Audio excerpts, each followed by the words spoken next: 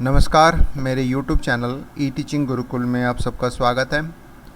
Python programming में lecture number 8 next series में आज मैं पाइथन के बेसिक सिंटेक्स के बारे में बताऊंगा, जिसमें मैं इंडेंटेशन क्या होता है, इसका बहुत इंपॉर्टेंट रोल होता है पाइथन में, उसके बारे में बताऊंगा।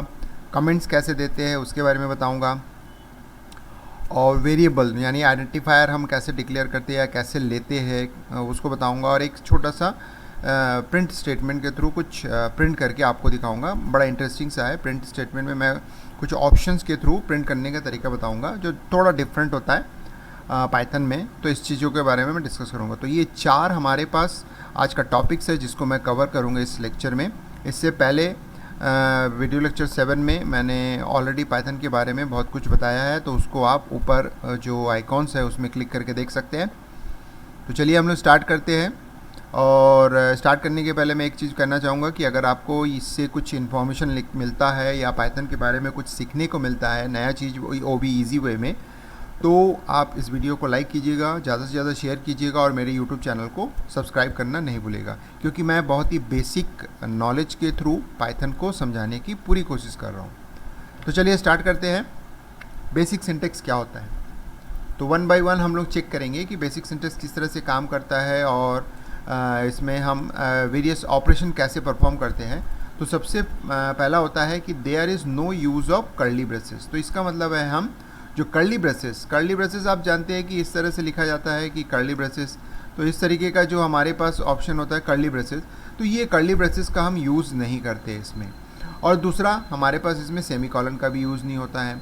सो इन पाइथन प्रोग्रामिंग लैंग्वेज, सबसे पहला चीज़ हो गया। दूसरा होता है it is an English like language but Python use indentation. Indentation का बहुत ज़्यादा इंपॉर्टेंट होता है, क्योंकि यहाँ पे कर्ली ब्रेसेस यूज़ नहीं करते हैं। तो ये जो हम इंडेंटेशन यूज़ करते हैं, इसी से हमारे ब्लॉक का डिफाइन होता है, यानी ब्लॉक जो होता है इसी से ही डिफाइन होता है। तो इसलिए बोला गया है कि Python uses indentation to define block of code. तो ब्लॉक ऑफ कोड के लिए कर्ली ब्रेसेस की जगह हम इंडेंटेशन यूज़ करते हैं। Indentation is nothing but adding white spaces. तो आपको एक चीज़ याद रखना है, इंडेंटेशन एक टेक्निकल टर्म है जो यूज़ किया जा रहा है, बट ये कुछ नहीं है, ये कलेक्शन ऑफ वाइट स्पेसेस होते हैं। यानी बहुत सारे वाइट स्पेसेस को मिला के हम जो क्रिएट करते हैं उसको इंडेंटेशन बोलते हैं। तो ये एक तरीके से adding of white spaces before the statement when it is needed, जब हमको इसमें ज़रूरत पड़ता है, तो उसको एक तरीके से हम बोल सकते हैं कि नंबर ऑफ वाइट स्पेसेस हम स्टेटमेंट के आगे ऐड कर देते हैं, तो वही इंडेंटेशन कहलाता है। लास्ट में ऐड करना इंडेंटेशन नहीं कहलाता है, शुरू में ऐड करना इंडेंटेशन कहलाता है। जैसे कि फॉर एग्जांपल मैं अपने सेंटेंस को कहाँ से कितने स्पेस के बाद स्टार्ट करूँगा, तो वो इंडेंटेशन कहलाता है। फॉर एग्जांपल जैसे यहाँ पे आप देख सकते हो कि ये जो मैंने लाइन खींच रहा हूँ, ये लाइन आपको ये बता रहा है कि स्टेटमेंट के शुरू में इतने सारे स्पेसेस हमको रिक्वायर्ड है। तो ये जो स्पेसेस है स्टेटमेंट के स्टार्ट में, whatever the spaces are added before the statement start, so they are called indentation. तो इस तरह से आप देख सकते हो कि सारे स्टेटमेंट में इंडेंटेशन का यूज़ किया गया। तो indentation is nothing but the number of spaces before the statement, मतलब number of spaces is going to be add before the statement, they are called indentation. तो चलिए यहाँ पे देखते हैं कि in this example the statement that are same लेबल to right belong to the function. तो इसका मतलब होता है कि हमको सारे के सारे स्टेटमेंट को एक लेबल पे लिखना है, तो इसीलिए हम क्या करते हैं, सेम नंबर ऑफ इंडेंटेशन हम यहाँ पे अप्लाई करते हैं। तो यानी जितने भी इंडेंटेशन है they are same. So generally we can use 4 white spaces for define indentation. तो जनरली जैसे पाइथन में या फिर नॉर्मल जब हम टेक्स्ट एडिटर में यूज़ करते हैं, तो जो इंडेंटेशन होता है वो 4 स्पेस यानी 4 वाइट स्पेस का एक कलेक्शन होता है, और इसको हम टैब के थ्रू भी यूज़ कर सकते हैं। जो हमारा टैब होता है वो नंबर ऑफ़ वाइट स्पेसेस का कलेक्शन होता है, तो इसीलिए नंबर ऑफ़ वाइट स्पेसेस के कलेक्शन को हम टैब के थ्रू भी प्रोवाइड कर सकते हैं, जिसको हम इंडेंटेशन बोल सकते हैं। और नहीं तो फिर 4 स्पेस आप स्पेस बार के थ्रू उसको प्रोवाइड कर सकते हैं। तो चलिए आगे बढ़ते हैं। जैसे पहला प्रोग्राम हम लिखते हैं, Python provides the facility to execute the code using few lines. तो इसका मतलब है पाइथन में जब आप पहला प्रोग्राम लिखते हो, तो अगर अदर प्रोग्रामिंग लैंग्वेज की बात करते हैं, तो उसके रिस्पेक्ट में पाइथन जो होता है बहुत ही minimum, means you can write a statement without much of the initialization या without much of the ifs and buts statements, यानी आपके बहुत सारे स्टेटमेंट्स की रिक्वायरमेंट नहीं होती है, ये डायरेक्टली आप ऐड कर सकते हो। तो इसका मतलब है फ्यू लाइंस के थ्रू आप किसी भी फैसिलिटीज़ को एग्जीक्यूट कर सकते हो। तो आपके पास एक फैसिलिटी प्रोवाइड करता है प्रोवाइड जिसमें मिनिमम नंबर ऑफ स्टेटमेंट के थ्रू आप कोई भी ऑपरेशन को परफॉर्म कर सकते हैं।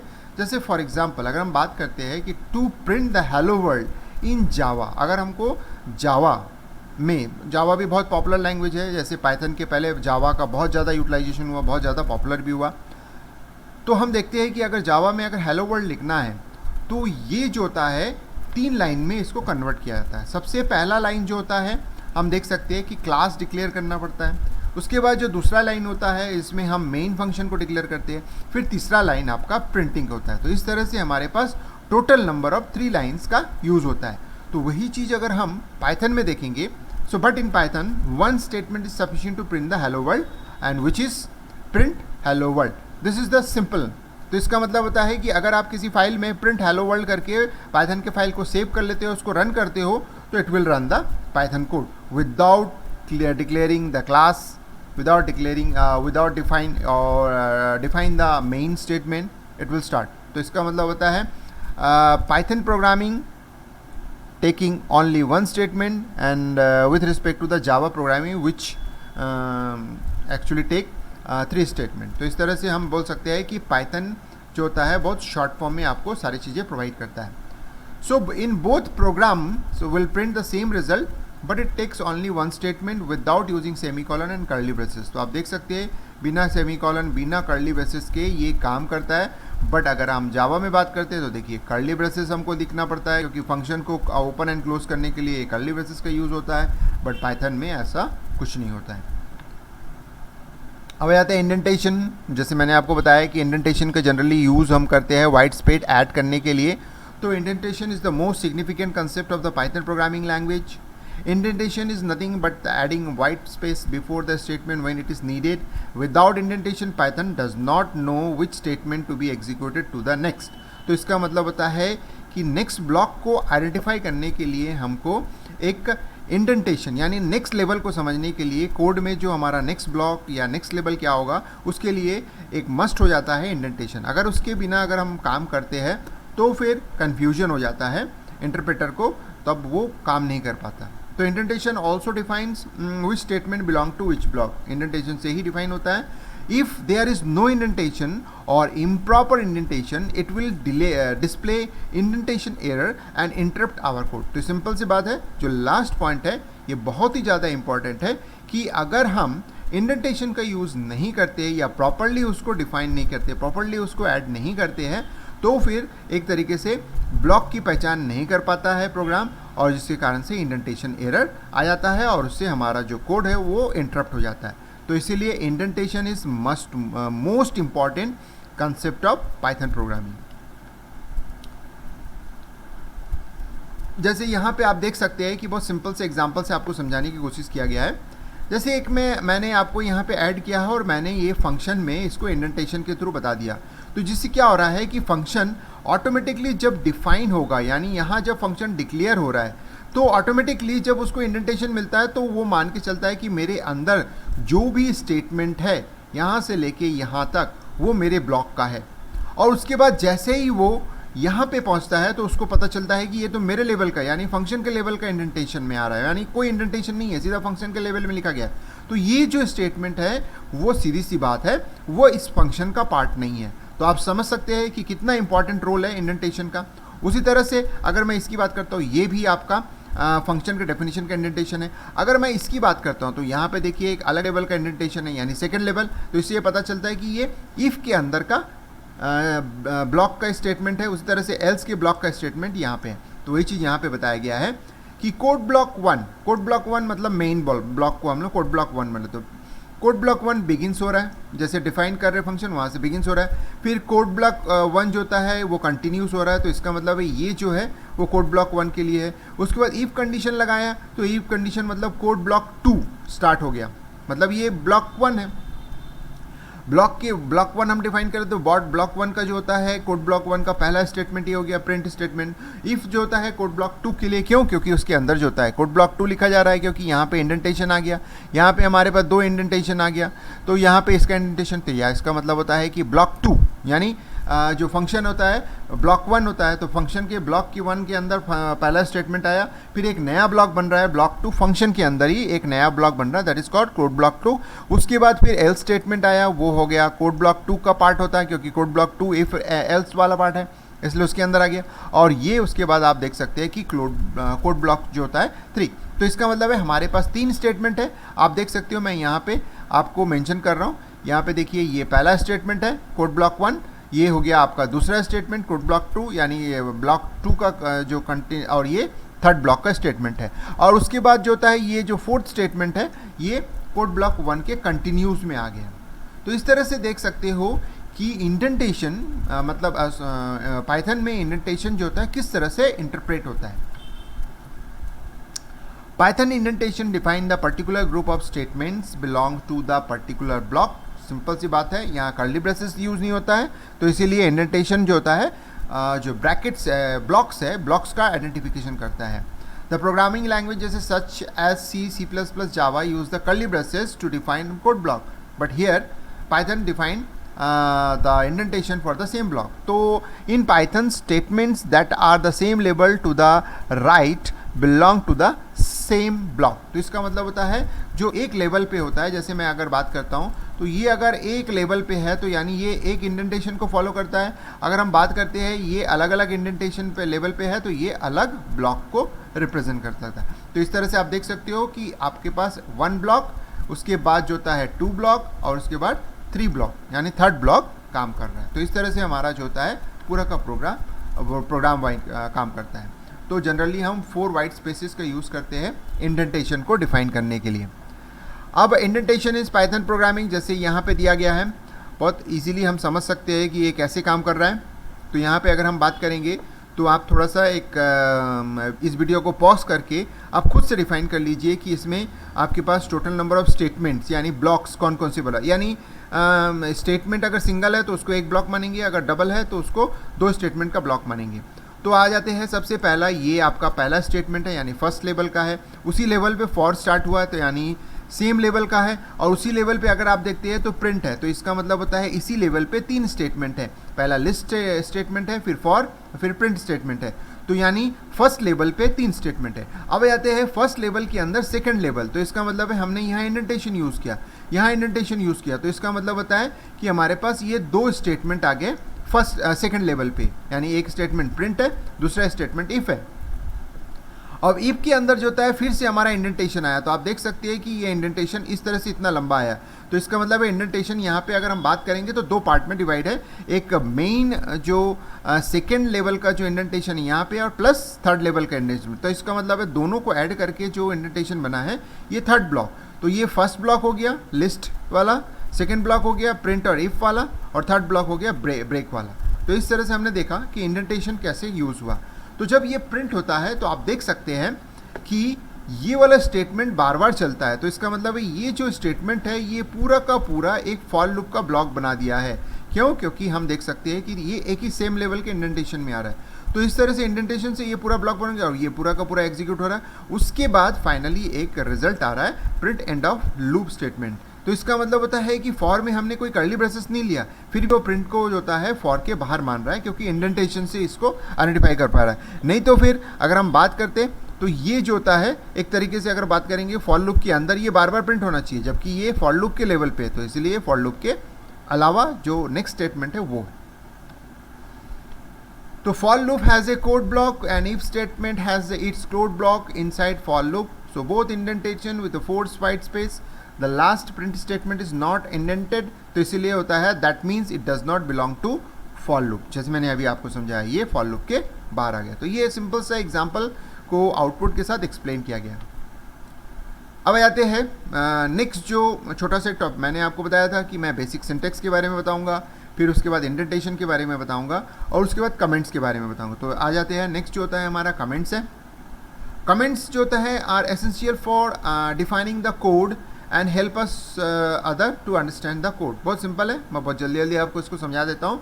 बाय लुकिंग द कमेंट्स, अगर हम लुकिंग कमेंट्स को अगर नहीं लिखते हैं तो प्रॉब्लम्स आ सकते हैं, अगर कमेंट्स लिखते हैं तो अंडरस्टैंडेबल हो जाता है, तो we can easily understand the intention of the every line that we have written in code. तो जैसे सपोज कर लो मैं कोई कोड लिखा हूँ और उस कोड को मैं हर एक लाइन को आइडेंटिफाई कराना चाहता हूँ या डिफाइन करना चाहता हूँ, ताकि अगर मेरे कोड को कोई दूसरा यूज़ करना चाहते हैं तो उस कोड को अंडरस्टैंड कर पाए, तो उसके लिए मैं कमेंट्स इंपॉर्टेंट होता है किसी भी प्रोग्रामिंग का। So we can also find the error very easily, fix them and use in other application. तो कमेंट्स का रोल होता है in Python, we can apply comments by using hash character का यूज़ करके करते हैं। The Python interpreter entirely ignore the line followed by a hash character. A good programmer always uses the comments to make code understandable. तो मैंने अभी आपको बताया था, एक अच्छा प्रोग्रामर वही होता है जो अपने कोड के हर एक लाइन का डिटेल वो प्रोवाइड करे। तो डिटेल प्रोवाइड करने के लिए हमारे पास एक ही तरीका होता है, वो है कमेंट्स, और कमेंट्स के लिए हम हैश का यूज़ करते हैं। Let us see the following example. जैसे फॉर एग्जाम्पल, जैसे मैंने यहाँ पे नाम लिखा, नेम इक्वल्स टू अमित, मैंने अपना नाम लिख दिया। तो इसमें जो होता है, ये पूरा का पूरा जो पार्ट है वो वेरिएबल कहलाता है, यानी यहाँ पे जो पूरा पार्ट है ये आप देख सकते हैं, ये पूरा का पूरा पार्ट वेरिएबल है। तो यानी ये स्टेटमेंट हो गया, लेकिन इस स्टेटमेंट के बाद जो मैंने यहाँ पे कमेंट्स लिखा है ये अनएक्सिक्यूटेबल होगा। तो इसका मतलब है कमेंट्स मैंने वो लाइन लिखा जो अनएक्सिक्यूटेबल, जो एग्जीक्यूट नहीं करेगा, जो इंटरप्रेट नहीं होगा, तो उसके लिए मैंने हैश को यूज़ किया है। तो ये हो गया कमेंट्स लिखने का तरीका। अब आते हैं टाइप्स ऑफ कमेंट्स, दो ही होते हैं। पहला होता है सिंगल लाइन कमेंट्स, जिसमें हम सिंगल स्टेटमेंट हैश के बाद फॉलोड बाई मतलब एक लिख देते हैं। जैसे यहाँ पे देख सकते हैं मैंने इसको लिख दिया। फिर दूसरा define student marks is equal to 19, उसके बाद ब्रांच कोड। इस तरह से मैं कमेंट्स को अलग अलग तरीके से सिंगल लाइन कमेंट्स को लिख सकता हूँ। दूसरा होता है multi line comments. Multi line comments जो होता है कि Python does not have explicit support for multi line comments, but we can use hash character to multi line comments. तो इसका मतलब है अगर मैं मल्टीपल हैश करके एक एक लाइन लिख देता हूँ तो उससे भी हो सकता है। और जनरली एक दूसरा ऑप्शन भी होता है जिसमें हम 3 डबल कोट्स को लिखते हैं। ये देख सकते हैं 3 डबल कोट्स के अंदर, और इसके अंदर जब हम लोग लिखते हैं तो ये हमारे पास ये कमेंट्स आ जाता है। तो ये आप ऑप्शन में यूज़ करके चेक कर सकते हैं कि मल्टी लाइन कमेंट्स काम करता है कि नहीं। तो इस तरह से दो तरीके के कमेंट्स होते हैं, एक सिंगल लाइन कमेंट्स और एक multi line comments. Python identifier, third topic हमारे पास है आइडेंटिफायर। मतलब किस तरह से हम वेरिएबल को डिक्लेयर करते हैं।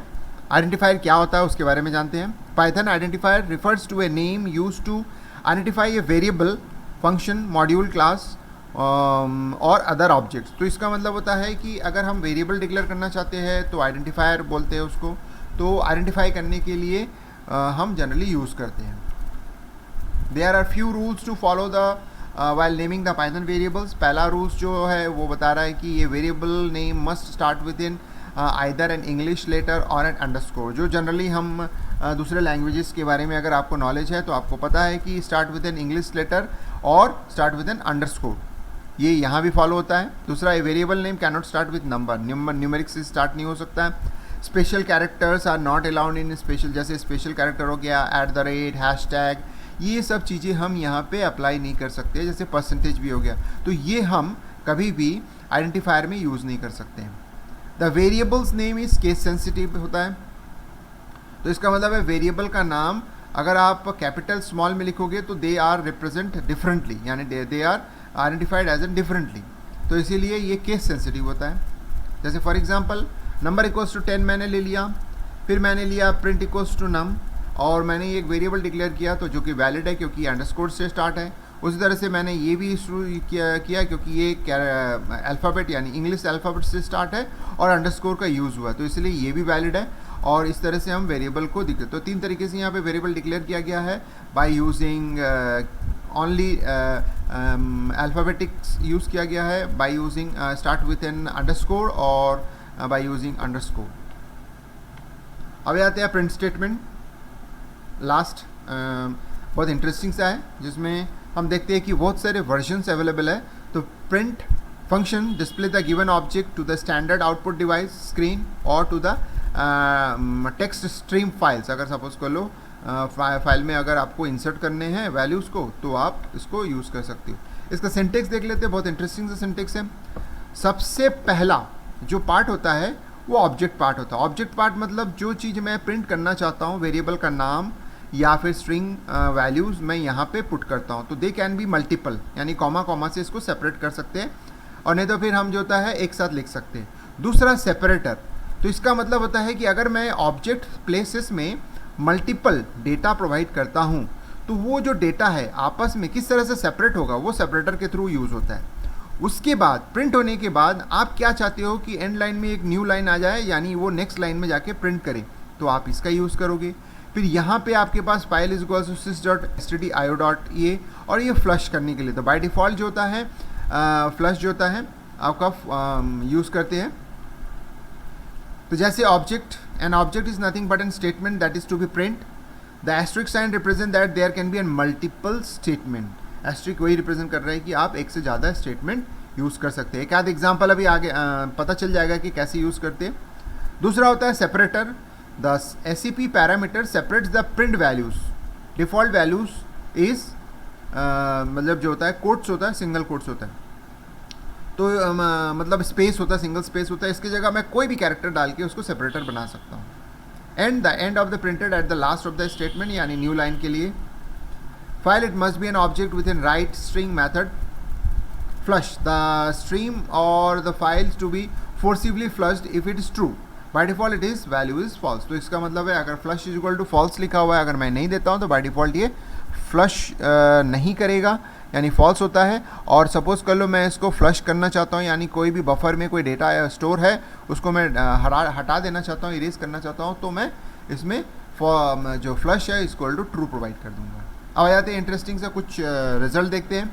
सबसे पहला यहाँ पे लिखा गया है प्रिंट हेलो वर्ल्ड, बाकी कोई भी पैरामीटर का यूज़ नहीं किया गया है, तो ये ऑब्जेक्ट में हेलो वर्ल्ड आपने लिखा है तो ये प्रिंट कर देगा हेलो वर्ल्ड। तो चलिए आते हैं नेक्स्ट, बहुत इंटरेस्टिंग सा है। इसमें मैंने दो ऑब्जेक्ट यूज़ किया गया है, यानी मैंने बोला था कि मल्टीपल ऑब्जेक्ट में डिस्प्ले कर सकता हूँ, पहला ऑब्जेक्ट कॉमा दे के दूसरा ऑब्जेक्ट। अब क्वेश्चन आता है कि इन दोनों ऑब्जेक्ट को अगर मुझे अलग अलग करना है तो मैं यहाँ सेपरेटर का यूज़ करूँगा। अगर मैं यहाँ सेपरेटर का यूज़ करूँगा तो ये अलग हो जाएगा और एंड में न्यू लाइन आ जाएगा, तो इसका मतलब है यहाँ पे स्पेस आ गया।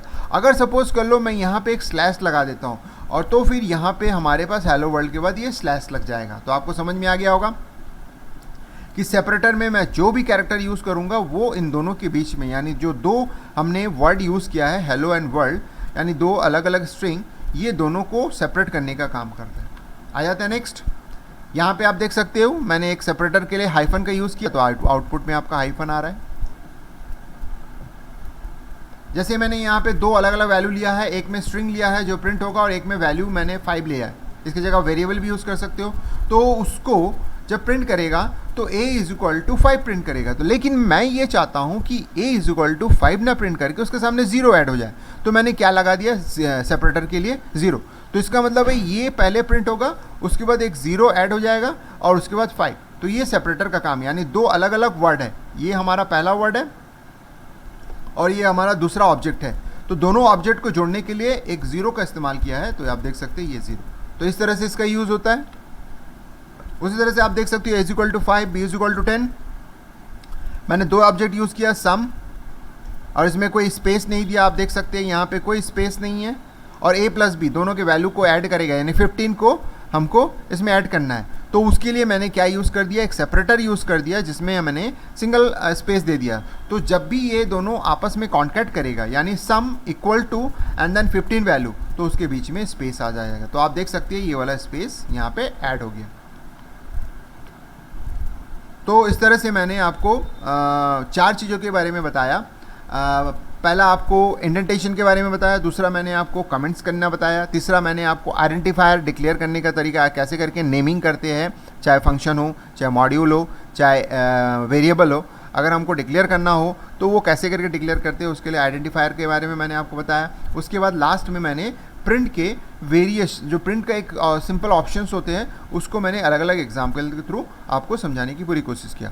तो अगर इससे आपको कोई भी थोड़ा बहुत भी बेसिक जानकारी मिली है, या आपको फंक्शन पाइथन के बारे में थोड़ा बहुत आप प्रोग्रेस किए हो इस लेक्चर के माध्यम, तो डेफिनेटली इस लेक्चर को लाइक कीजिएगा, कमेंट्स कीजिएगा इस लेक्चर के बारे में कि कैसा लगा, और ताकि मैं आपके कमेंट्स के बेस पर फ्यूचर में कुछ और अच्छे तरीके से पाइथन के प्रोग्रामिंग को आपके सामने ला सकूं। और ज़्यादा से ज़्यादा शेयर कीजिएगा और मेरे यूट्यूब चैनल को सब्सक्राइब करना नहीं भूलिएगा। मेरे यूट्यूब चैनल का नाम है ई टीचिंग गुरुकुल। तो चलिए, एट द लास्ट, इस वीडियो को लास्ट तक देखने के लिए धन्यवाद।